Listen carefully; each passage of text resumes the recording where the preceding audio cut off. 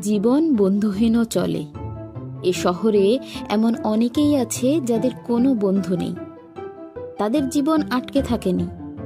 তবুও জীবনে দু চারটে ভালো বন্ধু থাকলে পথ চলাটা সহজ হয়। কঠিন সময়ে একটুখানি ভরসা পাওয়া যায়। দুর্দিনে কয়েকটা মানুষকে নিঃস্বার্থভাবে পাশে পাওয়া যায়। সুখের দিনে আনন্দগুলো দ্বিগুণ হয়ে যায় সেই সব বন্ধুদের জন্য। এখন অনেকেই বলতে পারেন, না, এমনটা হয় না। আমি বলি, এমনটা সত্যিই হয়, যারা আমাদের সত্যিকারের বন্ধু হয়।